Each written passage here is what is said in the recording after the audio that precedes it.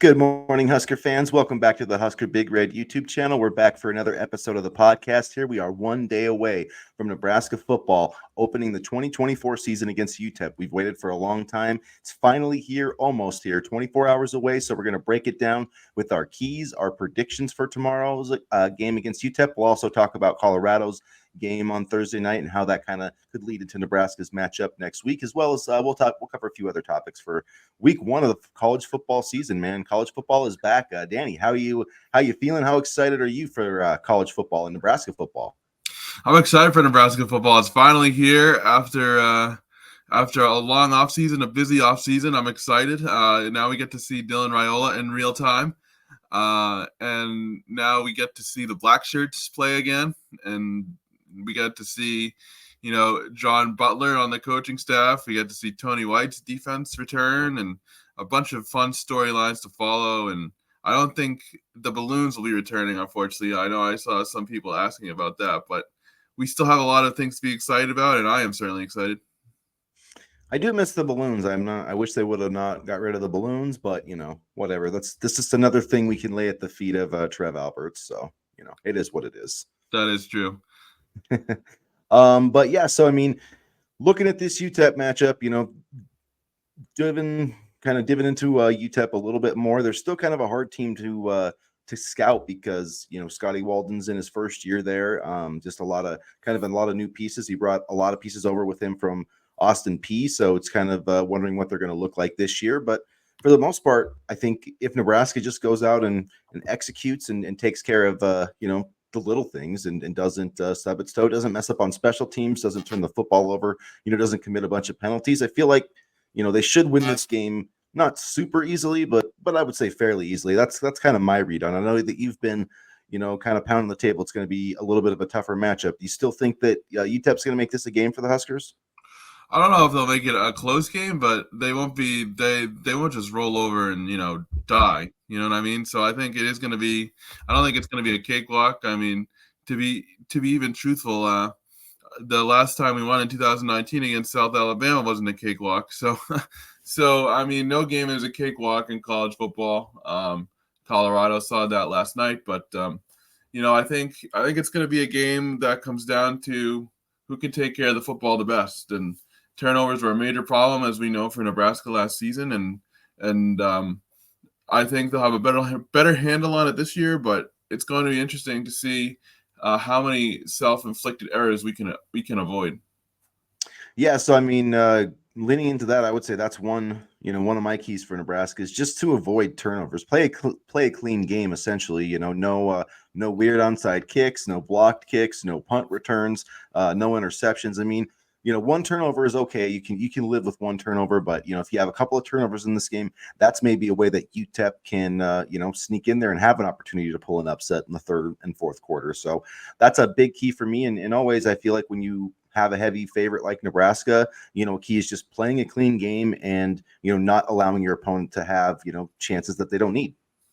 Right, and also making sure to give your defense plenty of rest, because I felt last season, the defense was on the field for a lot of the time, and to their credit, they held their own. But making sure to play a balanced game of football and giving that unit time to kind of relax on the sidelines a bit and adjust and make adjustments is going to be important as well. Because I feel like the defense, like I said, there were times when they didn't leave the field for most of the game. So I think that's going to change this year, but I think it's very important to play complementary football.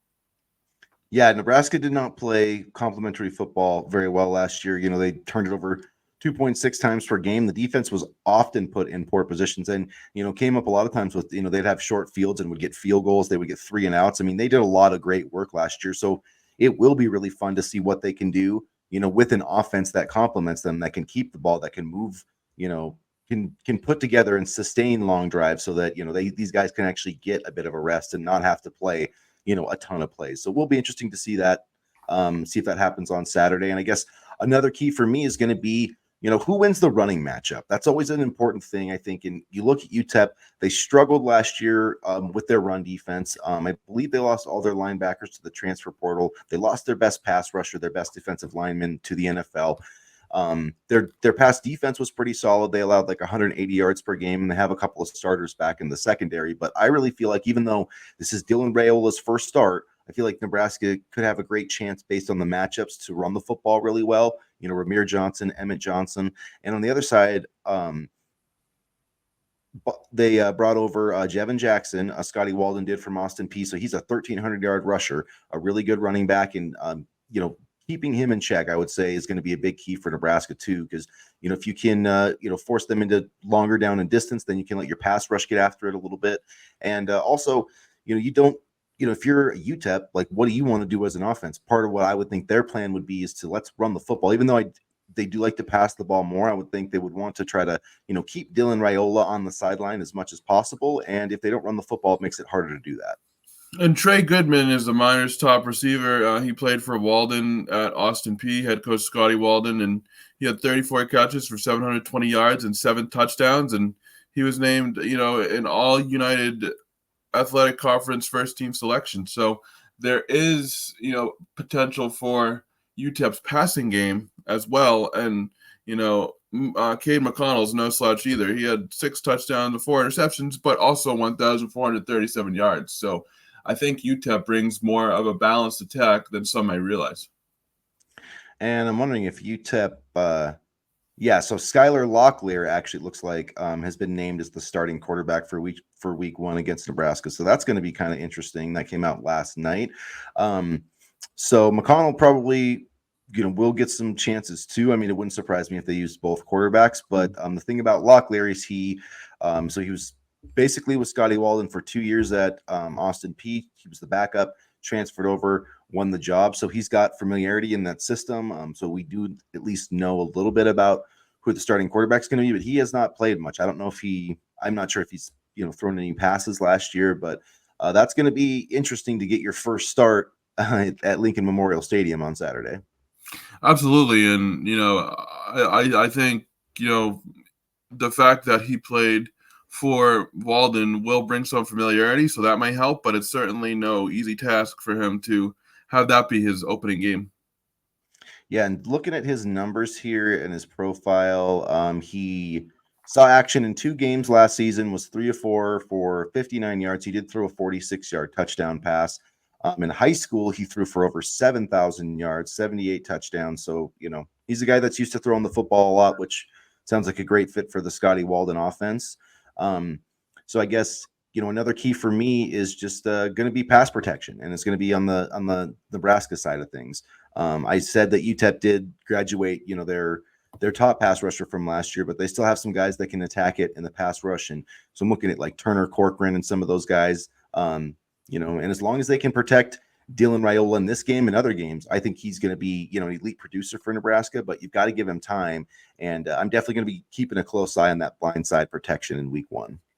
Yeah, that's definitely going to be important. And, you look at, some instances in past years where just a little bit more pass protection would have made a huge difference. I always go back to Casey Thompson, right, and how he struggled because of the lack of consistency on the offensive line. Now it's going to be, I'm not saying that Dylan Raiola and Casey Thompson are, similar athletes even, but that type of pocket passing style that Thompson brings to the table, I think he's a little bit similar to Raiola in that way. So it'll be interesting to see if the line can hold up this time around. Granted, the line is a lot different now than it was, 2 years ago now? But, I mean, I'm interested to see how they handle a pocket passing quarterback instead of a quarterback that, has athleticism and can move and can kind of improvise when the line breaks down. Yeah, and so one name to know as a Nebraska fan on in terms of looking at UTEP on the defensive side of the ball, Maurice Westmoreland, and he had 37 tackles last year, 10.5 tackles for loss, and 7.5 sacks. So that's probably the guy that Turner Corcoran's going to have to block on Saturday, and we'll see if they give him some help. But if I was UTEP, that's where I would line him up. I would much rather him facing off against Turner Corcoran than Bryce Benhart. So I would be going after him quite a bit, and we'll see, how that kind of works out. I'm sure, like I've said before, I mean, it helps if you only have one spot to really worry about. You can chip, you can have tight ends, yada, yada, yada. But I am going to see am interested to see how Nebraska kind of handles that, and how Turner Corcoran handles a guy that I think is probably going to be playing in the NFL next season in Westmoreland. Yeah, it's not gonna be an easy game for him. It's gonna be a challenge, but it's good to get that first challenge of the season in the first game, and it will also give us, somewhat of a benchmark as to where he stands in terms of, his health and how he can handle possibly the rest of the season. Yeah, so I guess then to sum it up, so for me, my 3 keys for Nebraska to win this game are to play clean, win the running matchup, so outrush UTEP, which I think they should be able to do, and protect Dylan Raiola. If they do those 3 things, they're going to win this game, and they should. And if they do those 3 things, I think they'll cover the spread. I think they'll win this game by 4 touchdowns. But they do have to do all 3 of those things, though. If they don't do all 3 of those things, if you don't protect Raiola well, then your offense could be crippled a little bit, and you might not get that spread. If you don't take care of the football, or if you have a goofy play on special teams, that might cut into that as well. So I'm not super confident betting the over for Nebraska here in terms of the point spread, but I think that they'll find a way to get it done and to cover that in Dylan Raiola's first start. Yeah, absolutely. Because you gotta remember that they're also it's not a brand new offense, but a lot of new players on the offensive side of the ball. And one of the things I definitely agree with all your 3 keys to the game, but one of the things I'm going to watch too is the kicking duties for Saturday. Matt Rule said Thursday, that the Huskers may use 2 kickers. John Hull could kick from farther out, and Tristan Alvano could do the shorter distances, and he expects Hull to handle kickoffs. So the 2 kicker thing will be a little bit interesting to me, because if Alvano shows that he's struggling, or if he's not ready to go yet, then that could mean a larger role for Hull moving forward. Yeah, it will be interesting to see how that works out. And I think the best case scenario is Tristan Alvano winning the job. But what I don't want Nebraska to be in is in a situation where they get to the 25-yard line and they're having to figure out who to send out to kick. That's not where you want to be, because that can be a tough situation too. For John Hall to go out there and be like, okay, you haven't kicked today, but go try a 49-yard field goal. So I just hope that we can find some clarity this week. And obviously I want the kicks to go in, but it would be nice to see Alvano, hit the PATs, hit some field goals, get to 100%, and then just kind of take over that job and be the place kicker for the rest of the season. I could also see it kind of being the situation that you didn't want to happen, only because I know. only because this is the first game of the season. You're trying to figure everything out, and so I could kind of see it being a test run. But I totally understand where you're coming from. It's just, I'm not 100% sure where the kicking game is going to go yet, and I'm not sure the coaches are either. So I could totally see the situation that you mentioned, unfortunately. All right, so let's get on the record here with our prediction, and then we'll get to some thoughts on Colorado and the rest of college football week 1. But so I think we both probably are projecting or predicting a Nebraska win. But what's your final on the record prediction with a score, Danny? Nebraska wins 31-13. 31-13. Okay, I'm gonna say Nebraska wins 38-10. I think that's what I picked on Husker Big Red. Yeah. So one field goal for Tristan Alvano. I'm gonna say 3 touchdown passes for Dylan Raiola tomorrow. And I'm not saying they're going to be long bombs. Like I think he'll have maybe a Thomas Fedoni in the end zone or in the red zone type deal. But I think he'll hit one touchdown pass that's beyond 30 yards. I'll say that. That's my prediction. That's like my bold prediction for Saturday. Because truthfully, I don't think we have to hide much from that Colorado defense, judging by last night. That was something. I mean, it's about what I expected. I wouldn't have been surprised if North Dakota State beat them, because I've seen those guys. Program. I mean, I watch a lot of FCS football being from Montana, and they're pretty solid. They haven't been. Now, they aren't what they were when they were winning all the national championships. This isn't like the powerhouse NDSU that it was like 4 or 5 years ago, but they're still pretty good. But I mean, Colorado gave up 450 yards of offense. What did surprise me is they've been known more as a running program, throughout their history, and their quarterback was 18 of 22 for 277 yards and a touchdown. So if I was Dylan Raiola, I would be pretty excited about going up against that Colorado defense next week, because I guarantee you, Nebraska's better than NDSU across the board, wide receiver. Maybe not in the trenches as much, but they've got weapons that NDSU only wishes they had. Yeah, and so it was just kind of crazy to me. I mean, even Shadur Sanders didn't look his best. He still played well. Don't get me wrong. He still played well, but I mean, there was a little bit of struggle in last night's game, and even with the struggle, both Jimmy Horn Jr., excuse me, and Travis Hunter had over 100 yards receiving. So, I mean, I hate Colorado, but those two are really impressive. Yeah, it's so interesting because, and Dallin Hayden, the guy they brought him over from Ohio State, 9 attempts for 20 yards. And Shadur Sanders had 6 for 17. They had another back that had 5 for 15 yards. So, I mean, that's like 59 yards rushing. And if they run for 59 yards, like Nebraska should beat them by 2 touchdowns. And maybe that won't happen. But I remember last year, Colorado couldn't run the football. Nebraska got a lot of sacks on Shadur Sanders, and unfortunately, the offense kept giving the football away, and just a lot of stupid mistakes, stupid penalties. But if Colorado's going to be that one-dimensional, I don't see how they don't just absolutely tee off on Shadur Sanders 6-8 times in that game. Yeah, Colorado did not impress me. Yes, it was the first game of the season, but there's a lot of holes on that roster. Yeah, definitely a lot of holes. So it'll be interesting to see what happens next week. Is there any other week 1 matchups that kind of have your eye or that you're watching from a Nebraska perspective?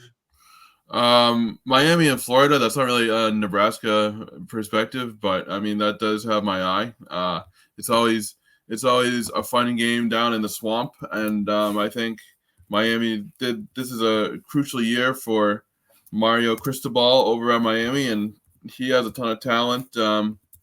He has a ton of talent on that roster. So I think that's going to be, a game worth watching. I think it's going to be interesting. And I'm trying to think if there's any other week 1 games that have caught my eye. I think the one on Sunday, USC and LSU will be one that catches my eye. Just because USC is a conference foe and LSU is, looking to rebound after losing Jaden Daniels to the draft. And then locally here, actually, the Boston College Eagles are going to play on Monday night against Florida State on ESPN. So that'll be something worth watching too. There's a lot of good games on this weekend.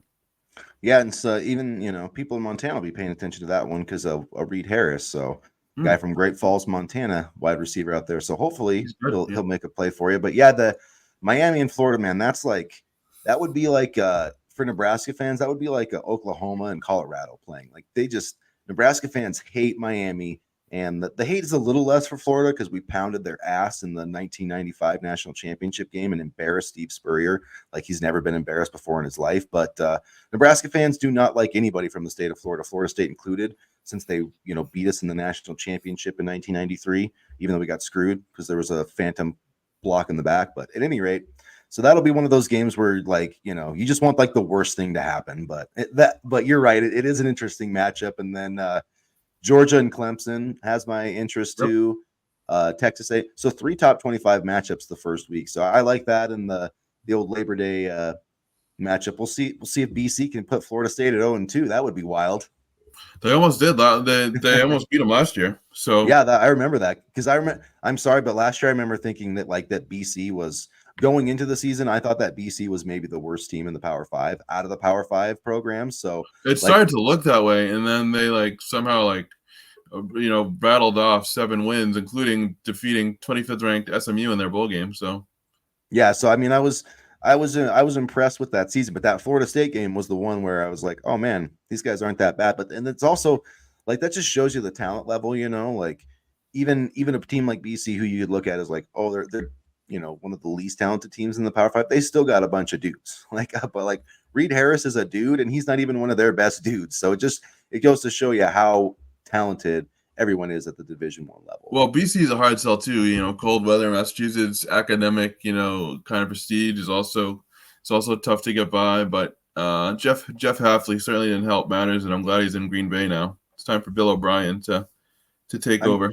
I'm glad too, because that means that oh God, I can't even remember. I've blacked out the defensive coordinator from the past of the Packers because he was so bad, and he just He made me want to drink, but at any rate, he's not there anymore. So whether it's Jeff Halfley or anybody else, they needed somebody else. So we're both That's happy fair. with that move. So I'm curious to see what Bill O'Brien does. That's for I sure. think he's going to do well. Actually, I think that was a really good hire for you guys. I think he'll probably I don't know if they'll ever win an ACC title, but they'll probably string together like 10 straight winning seasons. Like that's what I think is going to happen. And he's from here, so he kind of gets it. It's like he kind of gets the sports culture. So yeah, and I think he'll be in that job for a while. So yeah. All right, you guys. Well, we're going to wrap it up there. We're going to pop up for a pregame chat on Saturday morning, about 30 minutes. So come hang out with us for that. We'll have more on this matchup and just, waste some time until kickoff. So we'll be doing that Saturday morning, about 8:30 Eastern time, somewhere around there, 8:30, 9 o'clock Eastern time. We'll have the specific time up there tomorrow morning. But join us for that. And if you haven't already, please hit the subscribe button, hit the like button. If you want to find the audio version, you can check out Apple, Spotify, anywhere else that you find your podcasts. And as always, go Big Red. Go Big Red.